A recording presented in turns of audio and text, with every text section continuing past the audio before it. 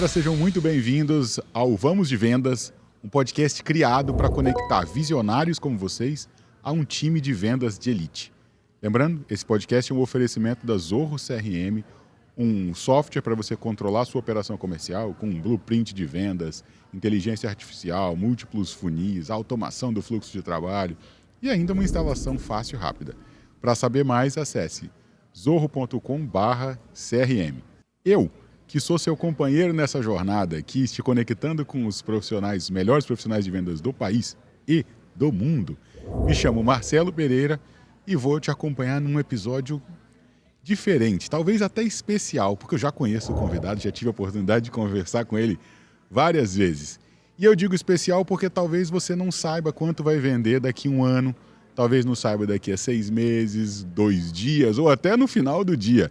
E hoje a gente vai buscar aprofundar nesse tema e com muita ousadia talvez resolver esse problema, porque a gente tem um cara que representa a metodologia que se propõe a tornar a receita mais previsível.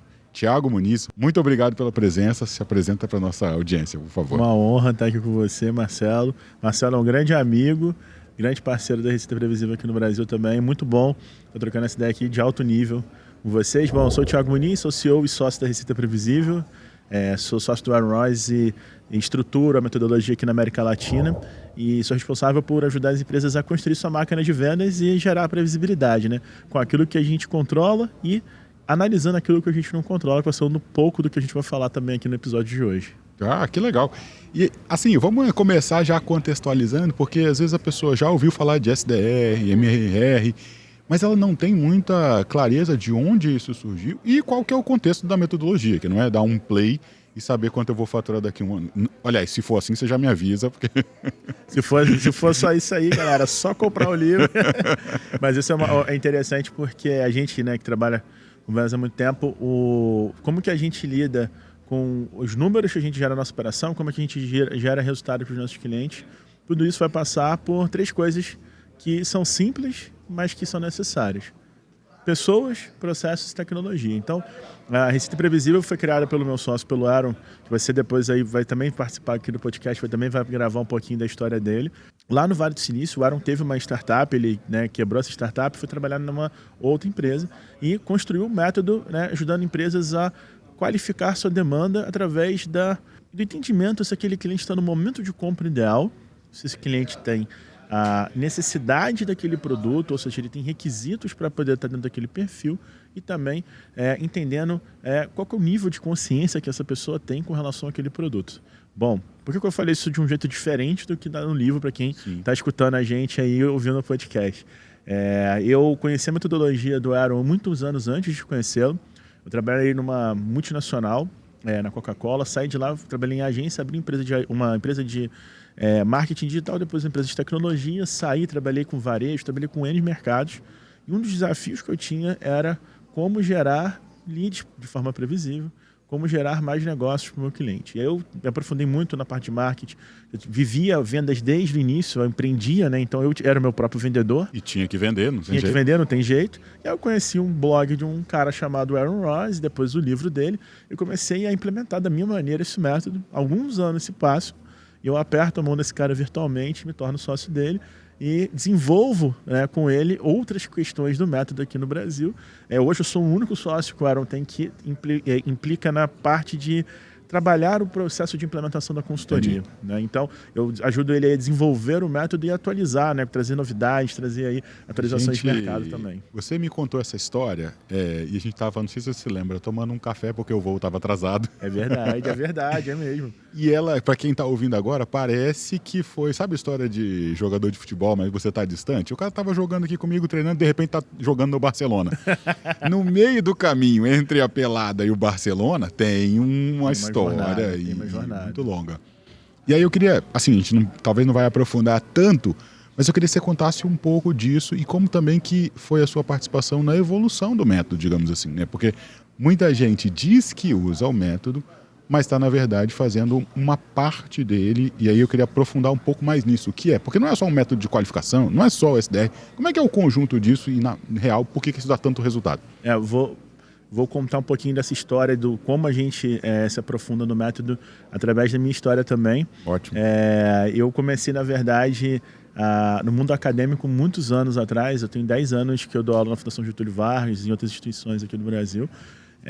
E muito pela minha experiência prática que eu tinha 10 anos atrás, a gente quase não tinha pessoas falando de digital, falando de processo de vendas, etc. Dou aula no MBA de marketing, MBA de gestão comercial, etc. Então eu tive desde o início muito a necessidade, até por ter começado a dar aula muito novo, de me aprofundar em relação aos conhecimentos. Então eu sempre fui um cara que, eu vou dar aula, eu vou me aprofundar em livro também, eu tenho vivência prática, mas eu quero me aprofundar muito naquilo ali. E ao longo do tempo eu fui desenvolvendo uma habilidade que é entender esses contextos e conseguir agregar aí e desenhar os meus próprios processos, né? Traduzir isso de uma forma mais simples, inclusive. Porque muitas vezes a gente de vendas, a gente de marketing, a gente complica demais as coisas que não precisam, né? Nomes novos, práticas novas, quando ela é mais ou menos Exato. O simples incomoda demais, né? E apesar da gente precisar sempre de uma embalagem nova, as coisas simples são o arroz e feijão. Vamos combinar com arroz com feijão bem feito, é muito melhor do que muito prato chique, né? Então eu acho que é por aí. É por aí. Você pode até comer o prato chique, mas se estiver alimentado todos os dias ali com arroz com feijão, não vai morrer de fome. Exatamente. Então essa estrutura, né? essa bagagem acabou me conectando muito no momento que eu conheci o Aero. Quando eu conheci o Aero, eu tinha uma visão da receita previsível do lado de fora que era um pouco diferente do contexto em que ele estava envolvido aqui com a empresa que ele tinha aqui no Brasil. Para quem não conhece, a Receita Previsível já estava no Brasil há mais ou menos uns 2, 3 anos. Uma pessoa incrível, inclusive o Eduardo Miller, que tem uma plataforma que chama B2B Stack, e ele me convidou para uma oportunidade para entrar num processo lá com eles, e eu trouxe minha ideia que era, eu entendo que Receita Previsível não é colocar um SDR na operação. Muita gente, eu vou dar um pause aqui, porque a maioria das pessoas que eu conheço sobre Inside Sales ou sobre Receita Previsível, pelo método, acredita que é o SDR, que é pré-qualificação, que o cara vende, passa para o outro e toca a bola. Acabou. E segue a vida. Que eu entendo, cara, é isso. E não é isso, então? Não é. Uau. Na verdade, o Aaron, o que eu entendi, né, quando eu li o livro e validei com ele, quando eu conheci ele, foi que, na verdade, a grande sacada do método é você ter uma previsibilidade de geração de leads, de oportunidades. Então, lá na estrutura, esse é o grande ponto de virada. E quando você olha para a operação da máquina de vendas, para quem não conhece, o SDR, o pré-vendedor, tem o MRR, que é o pré-vendedor que recebe os leads de marketing, o closer, o sucesso do cliente, na minha cabeça tem o marketing e tem a cultura ali, que é o sangue que circula isso tudo. Né? E quando eu trouxe essa ideia para o Aaron, eu falei, olha, primeiro ponto que para mim o SDR não é só colocar o SDR na operação. Outro ponto importante, cada vez mais o mundo é imprevisível. Com certeza absoluta. E, então o que acontece? Quando eu defino um nicho, um ICP, um perfil ideal de cliente, eu tenho que entender que cada vez mais eu estou falando com pessoas que elas entendem e prestam atenção nas coisas de formas diferentes ao longo do tempo. E como a evolução tecnológica ela se dá, ela faz com que a gente também molde o nosso comportamento. Então, vou dar só um exemplo para ficar mais tangível para todo mundo. O WhatsApp. Eu imagino que quem está escutando a gente tem um grupo de WhatsApp com você mesmo para guardar documento. Eu posso também usar outras tecnologias do jeito que eu quiser. A gente usa a tecnologia do jeito que a gente quer, não do jeito que elas são formatadas. Sim. E aí entra muito o ponto da gente não ter previsibilidade do comportamento. Então tem que treinar essas pessoas para entender muito sobre esses comportamentos e entender como os processos vão ser simples, fáceis e que vão gerar vantagem para esse cara, vantagem competitiva para esse cara na execução do trabalho. Se usar o CRM for igual na academia, ferrou. O cara vai falar, putz, eu estou fazendo isso por obrigação, é para a empresa. Não é para você. Né? Então, tem esse contexto cultural. E quando a gente fala da máquina de vendas, muitas vezes a gente começa, inclusive, os projetos pelo sucesso do cliente, pelo pós-vendas. Olhando para a carteira do cliente, você que trabalha muitos anos com indústria, conhece bem esse mercado, muitas vezes a carteira de clientes ela tem muito mais oportunidade de aprendizado para você melhorar esse produto e serviço e gerar mais receita do que você tentar botar mais gente no funil no primeiro momento.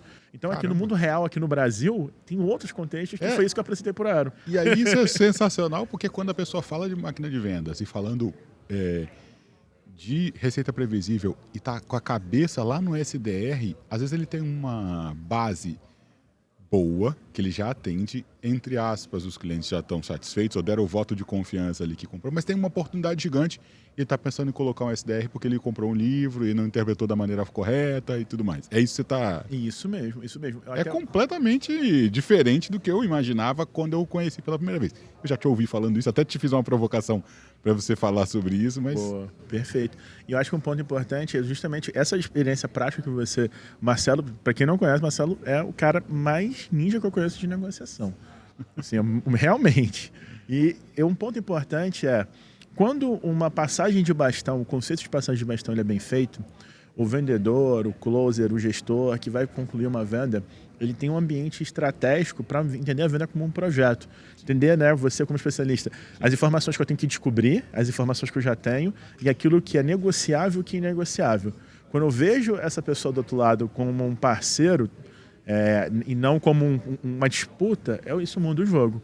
E aí entra numa questão muito importante, que é a diferença de implementar a receita previsível na América do Norte do que aqui na América Latina, que é a cultura. Mas como que essa cultura ela muda o projeto ou o processo, ou muda a implementação? A cultura ela vai mudar principalmente quando a gente começa... Quando eu falo para você, vamos pensar aqui, um case prático. Tá. Quando a gente vai começar do zero a implementar a receita previsível. Lê o capítulo 12, as principais falhas que gestores, diretores, CEOs cometem. Se você não cometer nenhuma daquelas falhas, é porque realmente sua operação já está rodando 100% e você não precisa de receita previsível. Normalmente, uma direção de uma empresa, ela não assume a responsabilidade pela geração de demanda, geração de leads. Então, essa empresa, esse empresário, esse gestor, ele não conhece a fundo tecnicamente, pelo menos uma noção de como essa empresa pode gerar demanda com prospecção ativa, com presencial, com evento, com IBM, com marketing. Ele tem que ter um repertório para entender isso, para poder direcionar uma visão estratégica em relação a esse ponto. Tecnologia, o uso da inteligência artificial, por exemplo, hoje em dia é fundamental. Então, esse cara tem que ter essa visão. A questão do se responsabilizar pelo acompanhamento das métricas. Né? A gente tem aqui, a gente está falando de um evento de CRM, uma ferramenta incrível, que tem inteligência artificial, consegue criar blueprints, tem N funcionalidades. Como eu extraio valor e tomo decisão baseada em dados? Né? Eu imagino que todo mundo que vai escutar a gente, porque a gente viveu já isso muitas vezes, conhece empresários que têm empresas fantásticas, empresas de todos os portes possíveis, que puxam da tomada projetos antes de estarem maduros o suficiente, porque não entendem como que aquilo vai agregar valor na frente. Quantas vezes você que está ouvindo a gente não passou por isso, né? E eu posso aqui falar outros grandes erros. Então, o primeiro ponto da cultura é o diretor, o CEO, ele precisa deixar a implementação. Desculpa, o diretor e o CEO, ele precisa participar da implementação. E não somente deixar tocar o projeto. E largar, como dizem, né? Deixa lá e que uma hora você vai estar pronto. Exato, ele tem que estar acompanhando a implementação. Eu entendi os erros, tá? E aí o que para mim não ficou claro é como que esses erros, eles são erros brasileiros, de gestores brasileiros, ou são de gestores americanos, ou isso é comum em qualquer lugar da implementação do Receita Previsível? Se eu falar uma empresa na Dinamarca que tem um time comercial e que o dono da empresa ele não acompanha as métricas de vendas toda semana, ou se a galera está preenchendo o CRM. Se eu falar que esse empresário agora está aqui em Floripa, se eu falar que esse empresário está lá no Vale do Silício, viu? A questão se esse cara estiver na Índia, entende? A maioria dos erros que o Aaron traz ali no livro são erros que são comuns. Agora, como a gente lida vai depender do questão cultural aqui, cultural. Né? Entendi, agora eu entendi. Um outro ponto que você falou da questão da implementação. A cultura ela vai ser um ponto importante quando o diretor, o CEO, participa da implementação e quando o time compra o projeto. Se eu uso o CRM de uma forma positiva, eu entendo a funcionalidade, eu entendo como eu extraio informação, como eu uso tecnologia para me dar apoio no meu processo de verdade, eu começo a ter hábitos diferentes. E esses hábitos são meio desconfortáveis, vai ser um pouco desconfortável que eu vou falar, mas que faz muito parte do nosso dia a dia. É muito comum, por exemplo, empresas mais estruturadas tecnologicamente, elas terem reuniões de vendas, reviews de vendas deles, mas quantas vezes essas ações elas interpretam informações que não viram tomadas de decisão, que não viram novos experimentos, que não viram pontos de atenção para acompanhar. A previsibilidade vem daí também. Como eu entendo e o nível de maturidade das pessoas para usar os dados que elas geram para tomar decisões. O nível de análise que você está trazendo da receita previsível e aplicando isso nas empresas é muito diferente não dá para chamar que é superficial, mas é porque é um trabalho feito também, de pensar que é SDR gerando demanda, passando para close, é um negócio um pouco mais sofisticado, que tem dados e tal, que faz todo sentido, Porque aí você consegue, de fato, estatisticamente, digamos assim, ter uma noção do que vai acontecer na frente, repetindo algumas ações do passado. Exato. E um ponto importante, agora com a inteligência artificial e com mercados, contextos, né, eu costumo dar um exemplo sempre de pessoas que estão dentro do mesmo nicho e têm comportamentos diferentes. Vou dar um exemplo para vocês. Pensa num decisor que tem 35 anos e é um gerente de marketing. Eu conheço gerentes de marketing que são ativos de acesso ao LinkedIn, produzem conteúdo, seguem muitos de nós que estamos aqui. Gerentes de marketing que não fazem a mínima ideia do que é abrir o LinkedIn, a não ser no momento que ele vai procurar emprego. Sim. Pessoas com cargos iguais, em empresas diferentes, fazem coisas totalmente diferentes. Eu tenho o mesmo cargo e eu sou CTO em 2 empresas, responsabilidades diferentes. Eu atuo no mesmo mercado, vendo para o mesmo tipo de cliente, no mesmo nicho, que tem clientes que têm comportamentos bem diferentes. E aí vem a tecnologia para nos dar suporte agora, até com a maturidade que a gente está tendo agora com o uso de inteligência artificial. O próprio Zorro tem muitas soluções em relação a isso. E como que eu vou prever o futuro sem analisar o passado, mas como eu entendo o que acontece agora e tomo decisões? Aí vem o suporte tecnológico. Hoje, com inteligência artificial, eu posso entender, por exemplo, que para um cliente eu vou ter que falar com ele 20 vezes. E por outro, eu vou conseguir falar com ele 3 vezes, eu vou conseguir E aí avançar. a gente sai da média e passa a ter uma análise muito mais individualizada de quantas vezes eu preciso falar com ele, ou uma tendência. E isso, a gente estava até falando ontem sobre isso no bate-papo, no coquetel que a gente estava falando. A gente estava falando com as meninas da Academia do Rapport sobre isso. Para o vendedor vai ser mais estratégico. A maturidade do mercado vai fazer com que a gente tenha profissionais em toda a parte da máquina de vendas que são cada vez mais... eles unem marketing e vendas e usam melhores as ferramentas para poder ter mais resultados na prática. Vocês estão achando isso muito abstrato? Vou dar um exemplo prático da minha família. Eu ia puxar isso agora, diga. Meu sogro, ele é um vendedor nato, ele foi gerente de vendas de concessionária de carros, no segmento que eu trabalhei muitos anos também. E ele, lá no mercado automotivo, ele aprendeu uma coisa, que é cadastrar o cliente no CRM. Ele pegava o que o cliente estava falando com ele no momento da venda, porque ele ia comprar um carro, ele anotava as histórias. Então, daqui a 2 anos, você foi lá e comprou um carro com ele, e daqui a 2 anos ele te liga: Marcelo, e aí, cara, você comprou o carro, o neném ia nascer, como é que tá a sua família, etc. Pô, começou a conversa diferente, né? Pô, e aí, cara, você tá aqui... Ele morava em Uberlândia na época, etc. Resumindo a história, tira meu sogro, com 60 anos agora, mas ele tinha quase 60 anos no momento da história, põe ele lá no Rio de Janeiro para vender piscina. Não tinha CRM na loja que ele tinha, que ele trabalhava, e ele começou a cadastrar no Excel. Ele fez um CRM da cabeça dele. Do jeito dele. Do jeito dele. E começou a cadastrar e começou a ver um comportamento interessante. Que tinha um cara que fazia manutenção em piscina, que o cara sempre voltava na loja com os mesmos pontos de atenção, com as mesmas coisas. Ele pegou e falou: cara, vou te trazer uma oportunidade aqui, vou vender uma piscina para você. Percebi que você não tem piscina na sua casa, você só compra produto para os outros. Né? Ele foi mapeando, ele foi criando um relacionamento para chegar nessa intimidade e foi lá e vendeu a piscina para o cara. Isso é o que, independente de idade, independente de mercado, quando usa a tecnologia a meu favor. Dentro das limitações que ele tinha, ele conseguiu mapear o comportamento e falou: cara, agora eu vou criar a situação que vai dar oportunidade de venda para ele. Ele vendeu, gente, resumindo, a piscina para o cara que limpava a piscina. Isso é receita previsível para mim, entendeu? O cara não tinha piscina em casa. Olha cara, o contexto, mas olha a força disso. Eu vou trazer só um ponto, porque você falou, essa história para mim ela é fantástica. E ela tem sim um componente de tecnologia. Porque o seu sogro, ele primeiro registrava no CRM, depois, na ausência do CRM, ele passou a registrar no que ele tinha, que era uma base de dados, um Excel da vida, e tá tudo bem. Mas eu acho que tem uma coisa por trás, que talvez seja mais fundamental, assim, porque a tecnologia do CRM que ele usava tinha umas suas limitações e tudo, que os softwares que existem hoje são assim, completamente diferentes e podem potencializar muito mais. Mas se ele não tivesse a atitude e a curiosidade de ir lá e lançar e pesquisar e de se relacionar com o cliente, cara, não existiria ferramenta no mundo que resolveria. É a funcionalidade que talvez está lá e a pessoa não usa, não sabe, não tem a curiosidade e aí o negócio não funciona e a culpa é sempre da ferramenta, né? Exato. Esse método não dá certo, essa ferramenta não funciona. E... A gente fala muito aqui, a gente falou hoje na palestra, né? Se fosse só implementamento de todo mundo, ia ficar rico, bilionário. Era só botar ali, estava funcionando, plug and play. E funcionava. Vamos ler o que o Aaron falou e vai dar certo. A cultura vai fazer muita diferença e, nesse caso, esse é um embrião de uma cultura também. Sim. Porque ele tem a mentalidade.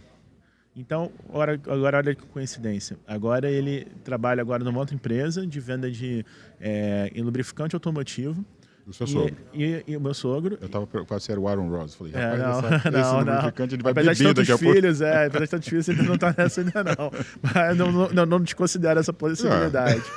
Ele trabalha agora numa outra empresa que tem uma tecnologia de CRM e ele visita esses clientes corpo a corpo, mas também ele faz uma coisa que está na página 168 do Receita Previsível, que ele tem uma agenda. Uma agenda? É, uma agenda de processo. Explica melhor, Segunda-feira eu como assim? trabalho de casa. Segunda-feira eu só puxo pedido no WhatsApp dos caras que compram comigo até R$1.000. Terça-feira é normalmente quando o cara do Auto Center ele começa a receber pedido demais, começa a receber muita gente. O cara viajou no final de semana, chega e deixa o carro para consertar. Dependendo da conta, ele não visita esse cara. Ele visita esse cara na quarta, na quinta. Então ele foi criando regras de comportamentos e ele produz durante a semana e ele se dá o luxo, por exemplo, hoje de falar assim, sexta-feira eu vou pescar, não vou trabalhar. Eu já fiz todos os processos, já bati toda a minha carteira de cliente, já fiz tudo o que eu precisava fazer. Ele entrou na empresa, ele era o 15º vendedor, agora ele já está no top 3 todo mês. Caramba. Mentalidade. Com o cara tem certeza. 60 anos. Com certeza. O cara não foi criado nesse contexto. Ele vem na cidade que tem 2.000 habitantes.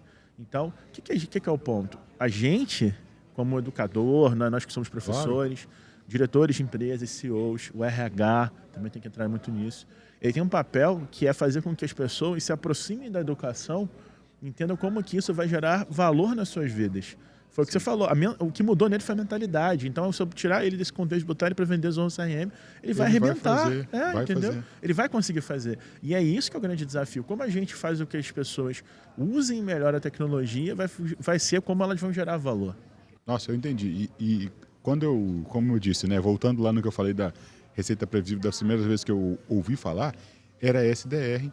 E aí um SDR júnior, a maioria das vezes, você falou as páginas dos livros, ele não leu até a página 15, e não é um problema isso, sabe?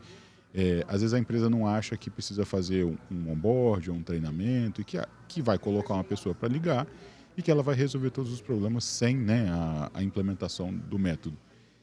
Falando de geração de demanda, puxando agora para esse de fato que é assim, quando a pessoa entra em contato com o método, é uma coisa que chama muita atenção, porque é completamente diferente do que era antes.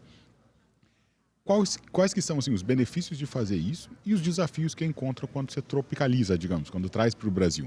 Você usou exatamente a frase que eu falo, tropicalizar o Receita Previsível. Adoro esse termo. Muito bom, é muito bom. Para a gente que é a realidade. Como que a gente gera oportunidade através da implementação de qualquer processo?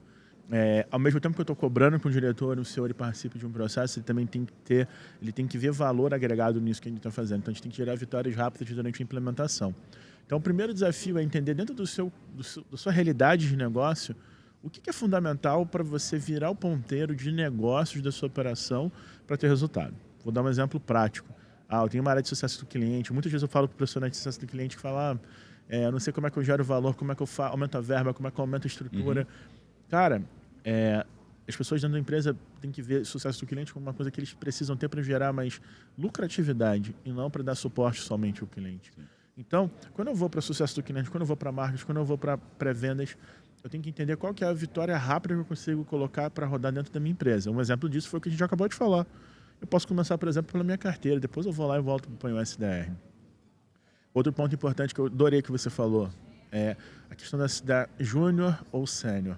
É um desafio, assim, um dilema que... Dilema infinito. Dá para fazer uma série de episódios só disso, Só né? disso. Mas um ponto interessante. A pessoa ela pode ser júnior em tempo de experiência, mas ela pode ser sênior em uma coisa que se chama autogerenciamento. Essa pessoa pode ser sênior em gostar de aprender. Sim. Essa pessoa pode ser sênior em ter responsabilidade para tocar os processos. Ou isso pode não vir de fábrica e está tudo bem. O que a gente tem que alinhar é a responsabilidade e o acordo que eu tenho com essa pessoa. Se eu estou trazendo uma pessoa júnior para a minha operação, eu tenho que ter uma sequência de microgerenciamento até que essa pessoa adquira um hábito, adquira esse comportamento que eu comentei do meu sogro.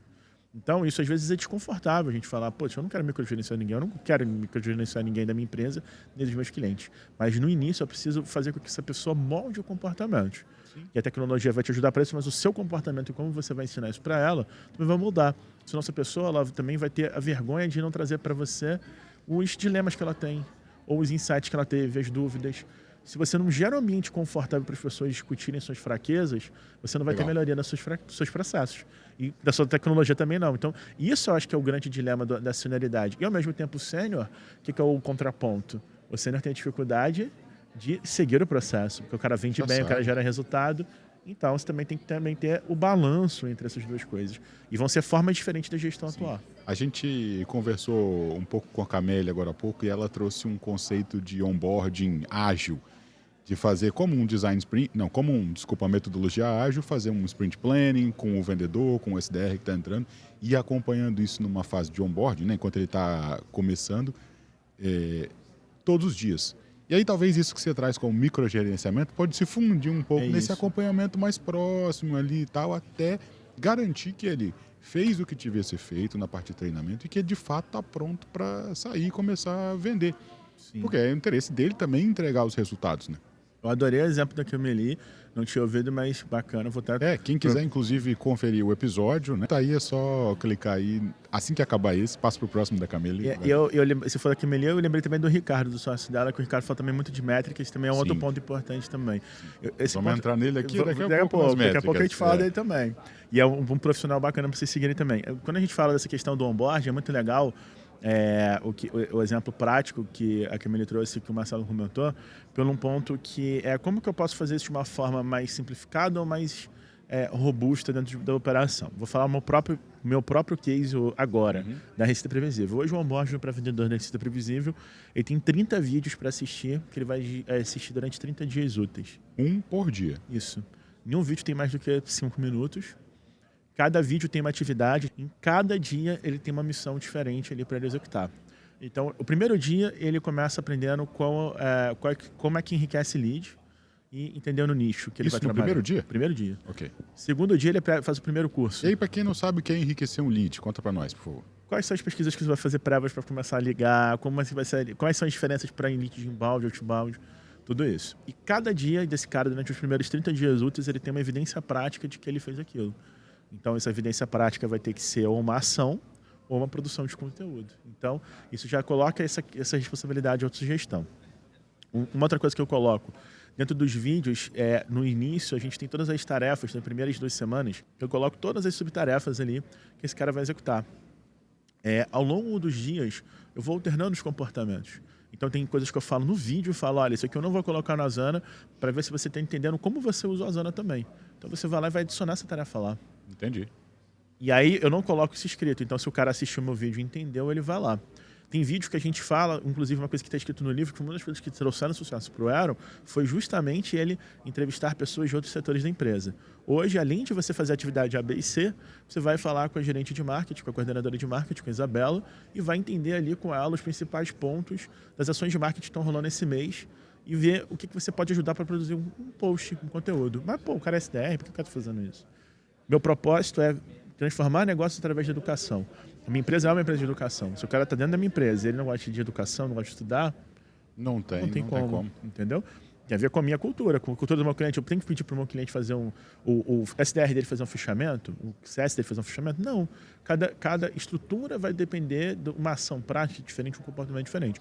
A gente vai moldando exatamente esses kick wins durante esse onboarding e fazendo com que esse cara já entenda o drive do que é o trabalho ali. Entendi. Não, isso 30 aí dias e aí o cara já... Cara, já é uma adaptação cultural, assim, no dia 1. E aí ele vai seguindo. Dia 1, a pessoa já sente, já fala, putz, é muito conteúdo, é muita coisa. Você já vai sabendo. Você Já fala, opa, peraí que tem alguma coisa que aconteceu aqui no meio do caminho. Exato. E muito ambiente também, como nós somos uma empresa no home office, da pessoa saber pedir ajuda. As pessoas têm vergonha... 100% home office? 100% home office. E uma coisa até interessante, que normalmente até novos gestores também têm muito esse comportamento. Para cima ele tem vergonha de falar as fraquezas. Para baixo ele tem vergonha de falar também as fraquezas. Ou seja, eu não falo para a diretoria e para a sua própria equipe. Né? Então a gente quebra esse silo justamente quando eu tenho o quê? Um comportamento que ele tem que pedir ajuda e ele também vai saber a hora de me ajudar também. Entendi. E aí isso estimula um outro comportamento, que é o debate, a construção, que foi o exemplo que a Camila também deu muito legal, que é também essa questão da criatividade ali, da execução disso. Então, ou seja, lá na frente, com esse cara de um desafio, ele vai entrar no outro ponto, que foi o exemplo que eu falei até do Ricardo, que é do letramento em dados. Como essa pessoa interpreta a informação, que decisão ela toma e como ela reporta o que está acontecendo. Para ficar claro, todo mundo conhece algum vendedor, alguém do time comercial, que nada nunca tá bom. Sim. Você vai mudar o CRM, você vai mudar a ferramenta, você vai mudar o processo, nunca tá bom. Ou você vai conhecer aquele cara que ele nunca sabe o que aconteceu com ele. Ele gera resultado, ele até documenta as coisas no CRM, mas sabe aquela linha tênue daquilo que você tem que perguntar no tete a tete? E aí, cara, por que você não vendeu para esse e você conseguiu vender para aquele que são clientes de um perfil diferente? Então, você começa a quebrar esse tipo de estrutura e fazer com que todo mundo se sinta à vontade para compartilhar suas experiências. No mundo real, é isso que faz a diferença. Né? A cultura é também você se sentir num ambiente confortável para você, amável com as pessoas, mas rígido com os processos. Justo. Nossa, muito bom, muito bom. Você trouxe um ponto lá no início que ficou aqui na minha cabeça, eu estava pensando sobre isso, que é o comportamento das pessoas que vem mudando e acelerando a hipercomunicação, e agora com o advento da inteligência artificial generativa, assim, aberta, né, para muitas pessoas. Cara, essa mudança tecnológica, digamos assim, impacta no comportamento, e o método, digamos, ele foi feito antes desse tempo. Então, como é que é essa adaptação do método pensando na tecnologia, no que está acontecendo, né? Um ponto interessante, toda a parte de tecnologia dos próximos conteúdos, dos próximos livros que a gente vai criar, a gente fez um benchmark com muitas empresas aqui no Brasil, muitas coisas estão acontecendo na Europa, Estados Unidos. Meio batemos tudo no liquidificador e também a nossa própria vivência, claro, mas sempre entendendo muito o que está acontecendo no mercado. Uma coisa interessante é que esses comportamentos eles vão ser cada vez mais aleatórios, Sim. imprevisíveis e diferentes, como a gente deu no exemplo lá do pessoas da mesma idade que têm comportamentos digitais totalmente diferentes. Mas uma coisa todo mundo tem em comum. E isso é uma coisa que a inteligência artificial nunca vai substituir, que é a necessidade de se expressar. A capacidade que a gente tem de contar histórias e trazer vivências e trazer ali... eu posso aqui falar de N técnicas de vendas, para quem quiser, espelhamento... Vai embora. Vai dar outra sessão de podcast, mas o ponto em questão é como eu treino as pessoas para lidar com essas situações. Então, quais são as adaptações? Para a interação humana de fato. Exato, por exemplo. Eu tenho que considerar na minha cadência que eu vou ter uma pessoa que eu vou falar com 3 tentativas de contato, outra que eu vou ter que falar com depois de 20. Como que esse cara é treinado para entender esse contexto do que está acontecendo? Como eu uso o que essa pessoa está falando para transferir energia para ela durante a ligação? Como eu trabalho improvisação? Como eu faço um diagnóstico do que está acontecendo? Dando um exemplo concreto, alguém conhece algum CEO, um diretor de empresa que gosta de falar suas fraquezas com SDR? Eu não conheço. Se conhecer, eu quero contratar. Então, como é que esse cara ele consegue ter humildade o suficiente para lidar com um cara que pode ser até beirar arrogância com ele, mas ter a confiança de entender o que está sendo descrito por trás daquilo ali, para fazer com que esse cara dê mais informações e você continue uma conversa. Uma outra questão também que a gente fala no livro, mas isso não é tão detalhado, mas que na vida real acontece muito também. A gente fala o conceito, mas não entra muito em detalhe nos 2 livros, na verdade, tanto no hipercrescimento quanto no Receita Previsível. O momento da qualificação. As pessoas, quando leem o Receita Previsível, elas têm uma imaginação de que elas vão ligar para o cliente depois de uma tentativa de contato, essa pessoa vai falar tudo o que ela precisa e essa fichinha vai passar para frente. No mundo real, normalmente, dentro dos mercados, eu vou ter realidades diferentes. Eu vou ter um pré-vendedor que vai tentar 3 vezes contato, e depois ele vai falar, não vai ser o momento de qualificar esse lead, ele vai pegar algumas informações, depois ele vai ligar de novo, vai pegar mais informações, depois ele pode ligar para esse cara daqui a 2 meses, pegar mais informações e passar para frente. Thiago, mas no meu mercado é muito difícil isso, tem que ser mais rápido e tal. Cara, depende. Às vezes você queima um lead, porque o cara não está no momento de compra, e isso é 1 a 1. E isso o cara tem que ser treinado para ser estratégico, seja um pré-vendedor, o marketing, o CS, tem que entender esse contexto. Tá, eu vi você fazendo uma palestra uma vez e eu achei esse era um slide, exatamente isso que você falou, dessa qualificação um pouco mais dinâmica. Eu sou um cara que acredita muito que essa é uma das maiores habilidades de um cara de vendas, que é entender se a pessoa está no momento, talvez despertar um pouco, né? Tem 1000 metodologias para fazer isso, mas essa habilidade de perguntar e de se relacionar com o outro para descobrir as necessidades, para mim é uma das coisas mais legais que tem em vendas. E aí você, no slide, você mostrou isso, mas num mundo em completa transformação, que não é mais aquelas 4, 5 perguntas que eu faço, ou um roteirinho de 8 perguntas, opa, bateu 4, beleza, score 10, passa para frente e se vira lá para frente. Não era mais assim. Exato. E aí você tem que considerar as 3 habilidades que eu falei. Eu tenho que saber improvisar. Vai ter o cara que vai falar comigo, vai ser monossilábico. Eu tenho que conseguir entender, fazer um diagnóstico, ou seja, tem capacidade consultiva para poder entender se aquele cara, qual é o contexto que ele está inserido, qual é o momento de compra que ele está, né? E também eu tenho que ter a capacidade de transferir energia para esse cara. Eu tenho que ter a humildade, que eu falei, mas a motivação suficiente para poder transferir energia para esse cara. Então, falando de uma forma prática isso que a gente está querendo dizer, o que vai acontecer? Eu tenho que considerar, primeiro eu, enquanto profissional. Eu conheço profissionais que são objetivos, sucintos, e conheço outros profissionais que são prolixos. Só vai existir um mundo de receita previsível para quem é sucinto, objetivo, e só um outro mundo e vou expurgar quem é mais prolixo? Não. O prolixo também tem seu valor. Mas, Thiago, como você está querendo dizer? Vou dar um exemplo prático dentro desse contexto agora do prolixo. O cara que às vezes precisa dar muita volta para explicar uma coisa, ele pode ser muito bom, por exemplo, em antecipar a objeção. Pô, Marcelo, eu sei que você é diretor de financeiro, fala com compras o tempo inteiro. Eu estou falando com outras empresas de telecom que estão passando por um cenário muito incomum, que é uma mudança da legislação. Eu vi até que seu concorrente tal saiu no valor econômico. Não sei se está passando por isso, mas eu queria saber se é o momento da gente conversar. Fui prolixo, mas eu já furei os níveis de consciência para você entender o que eu estou falando. E aí ele já sabe qual é o momento, ele já sabe por que está ligando, ele já, eventualmente, uma objeção que ele falaria já não vai mais falar, porque você já puxou ela para frente. E o que acontece? O cara fala, pô, Thiago, não é o momento agora, mas pode ser que a gente fale daqui a 2 meses, ou tem outro momento e tal. E aí entra um outro ponto também. A habilidade de usar, dentro desse mundo dinâmico, a entrevista com o cliente como uma máquina de insight. Venda hoje é sobre gerar insight. Meu Deus. Então, o insight vivo vai te dar o contexto. Então, por exemplo, eu trabalhei recentemente com um mercado que estava passando por uma mudança de legislação e todo mundo falava de uma determinada lei, cara. A gente começou a botar isso no argumento de vendas e começou a funcionar a abordagem. Daqui a 6 meses vai ser outra coisa, vai ser Porque você vai aprendendo à medida que você está vendendo, você aprende uma objeção, vira um discurso de vendas e você vai continuar vendendo. Só que você tem que alimentar uma determinada base de dados, senão esse negócio se perde. Exato, até para a gente conectar com outro conceito, o Sales Enablement, construir conteúdo de apoio a vendas.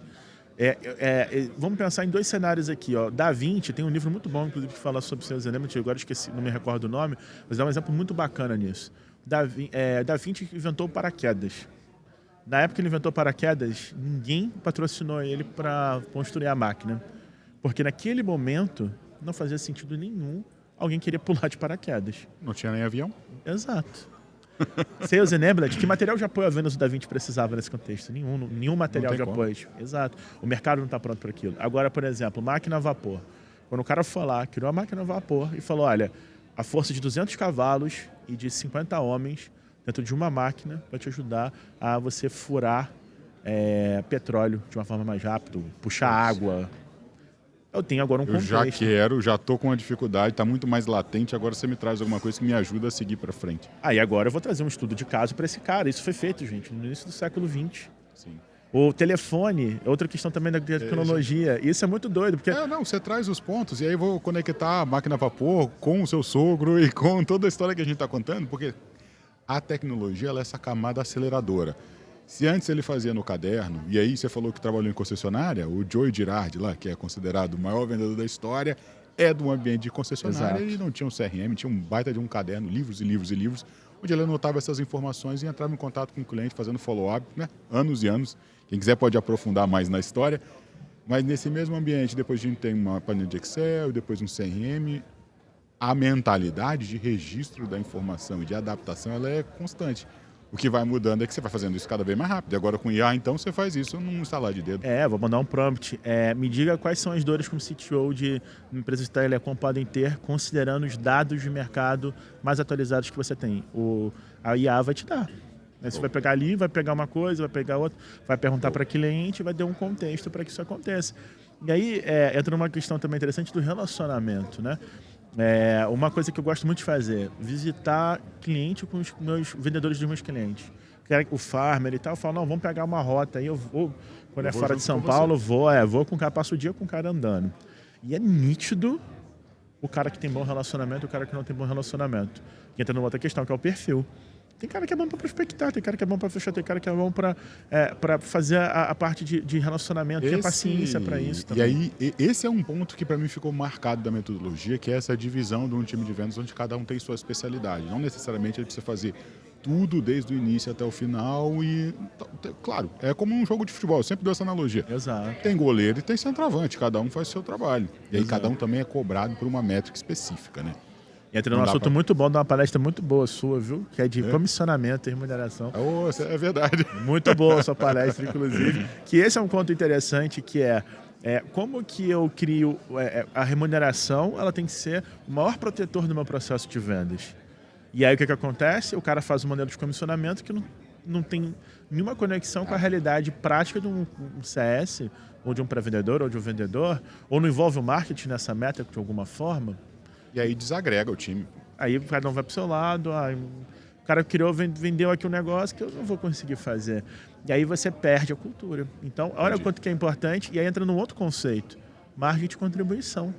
Se eu não tenho minha margem de contribuição, como é que eu vou ter, por exemplo, aceleradores de um plano de comissionamento, bonificações de um plano de comissionamento? Você pode estar cavando a própria cova, fazendo um negócio que lá no final você vai ser pior. Vai se quebrar, exato. Ou outra coisa, o mundo é dinâmico, o mundo é imprevisível. Eu controlo com receita previsível que está da porta para dentro. Da porta para fora eu não controlo. As pessoas, elas acham que a gente vive num cenário como se a gente fosse... Vou dar uma analogia bem doidona aqui, mas é como se a gente estivesse no oceano e todo mundo estivesse andando de lancha. E que a gente está correndo atrás de lá para pescar os peixes do jeito que a gente quiser. Na verdade, todo mundo está andando num cenário que todo mundo tem barquinho à vela. Como que o vento venta, como que o vento passa, a gente tem que dominar. Se a gente botar vela de mais, vela de menos, a gente corre de mais, corre de menos. E isso é o mercado, o vento é o mercado. Eu não controlo o que acontece, mas eu controlo como eu lido. E se eu tenho, por exemplo, uma noção da margem de contribuição, eu posso botar, por exemplo, aceleradores dentro de um plano de comissionamento e garantir que as pessoas continuem com incentivos dentro daquele processo. Sim, e claro. Criar outras formas, inclusive, de superar a meta, todo mundo ganhar dinheiro, todo mundo ficar feliz, pô. Caramba, bicho, muito bom, muito bom. Eu não tenho a menor dúvida, a gente, pelo menos 4 vezes aqui, a gente falou, cara, isso aqui não era mais um podcast, era uma série de conteúdos. Comissionamento e bonificação é doido. Nossa, também, dá pra falar muito. E principalmente quando ele está conectado com os processos e objetivos do negócio, porque às vezes você está olhando para 2 lugares diferentes. O que eu vou pedir? Para você que está acompanhando o podcast até aqui, colocar aí nos comentários no YouTube ou no Spotify, vai ter uma caixinha de perguntas ali, você coloca ali qual é o assunto que você achou mais interessante, porque a gente vai precisar aprofundar, sim. E eu aproveito também, Thiago, para te agradecer muito pelo episódio e abrir um espaço para quem quiser saber mais da Receita Previsível ou te acompanhar nas redes sociais. Eu já faço. Então, quem ainda não faz, por favor. Valeu demais aí pelo convite, valeu pelo bate-papo. Sabia que seria de alto nível, Marcelo, sensacional. Galera da Azor também, obrigado pelo convite. @Receita Previsível, todas as redes sociais, receitaprevisível.com, Thiago FPM em todas as redes sociais também. E aí também falando de um último ponto aqui, que é o do marketing. O profissional de marketing tem que saber mais de vendas, o pessoal de vendas tem que saber mais de marketing. E essa conexão vai ser o presente e o futuro de tudo que a gente está falando aqui nesse evento. E isso vai ser fundamental para montar um jogo. O marketing tem que servir para vendas, vendas e CS. E ele também tem que gerar e manter um guarda-chuva de marca para que isso tudo aconteça. Vou aproveitar esse gancho para quem está acompanhando até aqui, pular daqui, tem muitos, tem com a Cameli, com o Okina, tem um monte de gente, mas não deixar de acompanhar o episódio que a gente gravou com o David Costa e com o Gabriel Barbosa, falando especificamente do que eles chamam de novo inbound, que é, resumindo aqui, dando um spoiler, essa relação do marketing com vendas ao longo de toda a jornada. Esquece esse negócio de marketing, faz uma parte, passa um bastão, e aí depois o lead estava bom, o lead estava ruim, aquela guerra entre vendas e marketing. E aí como que você consegue construir isso ao longo de toda a jornada entre marketing, vendas, CS, tudo um pouco mais integrado, vale muito a pena conferir. Antes da gente ir embora, e a gente já faz isso todas as vezes, eu vou pedir para você imaginar aquele empresário que não tem ainda um suporte de tecnologia ou de mentalidade tão forte para a operação comercial, ou que está começando a pensar em ter um CRM, alguma coisa do tipo, porque ouviu falar que é legal e sente as dores do comercial. Qual que são os 3 passos para ele sair dessa situação que está, talvez uma inconsciência ali da necessidade, e começar a ter um pouco mais de força em geração de demanda? Lembrando que esse é um podcast oferecido pela Zorro CRM, um software de gestão do relacionamento com o cliente ideal para empresas médias e de grande porte. Com preços acessíveis e uma ampla gama de recursos, o Zorro CRM é a ferramenta ideal para líderes de vendas que querem trabalhar de forma mais inteligente e com processos mais eficientes. Experimente gratuitamente em zorro.com/CRM ou clique no link na descrição desse vídeo. Agora vamos embora para o podcast. Primeira coisa, qualquer processo comercial que a gente tiver que tem mais de 7 passos, ele precisa ser eliminado. Então esse já é. Dá uma olhada no seu processo. Se tiver 8, você já olha, opa, o que dá para tirar daqui? De onde você tirou esse número, etc. Normalmente a média do que a gente tem trabalhado são ações. Ações demais geram complexidade demais e começa a ter processos que são mais para a empresa do que para o cliente. Primeira coisa. Entendi. Segundo processo, entender qual pode ser a primeira ferramenta para geração de demanda. Em algumas empresas eu comentei aqui no longo do podcast, marketing. Você pode começar a gerar lead com tráfego pago, por exemplo, além do CS que a gente falou também. Então, segundo ponto, qual que é a ação mais rápida para gerar demanda? Para alguns pode ser começar a prospectar ativamente, para outros pode ser pegar leads através de tráfego pago, por exemplo. Entendi. Né? E o terceiro ponto, entrevistas com os clientes. Qual era a dor que ele tinha, por que ele comprou de você e como ele explica como que você mudou a vida dele agora. Isso vai conectar isso com... fecha um ciclo lindo, lindo, lindo. E conecta com o episódio dos meninos também. Com certeza absoluta. Muito bom. Thiago, cara, muito obrigado. Sim, eu já fecho abrindo, né? Vou deixar aqui o convite para você voltar para a gente aprofundar em outros assuntos. E para você que está ouvindo a gente ou assistindo no YouTube, comenta aí embaixo qual é o ponto que você acha que seria mais interessante para a gente trazer. A gente está nessa primeira temporada, está construindo tudo junto aqui com você, conto com a sua colaboração. E já deixo o meu agradecimento pela sua audiência até esse momento. Esse foi mais um episódio do Vamos de Vendas, esse podcast que é patrocinado pelo Zorro CRM e tem como objetivo conectar você, visionário, com profissionais de vendas do calibre de Thiago Muniz. Muito obrigado. A gente se fala. Até um próximo episódio. Valeu!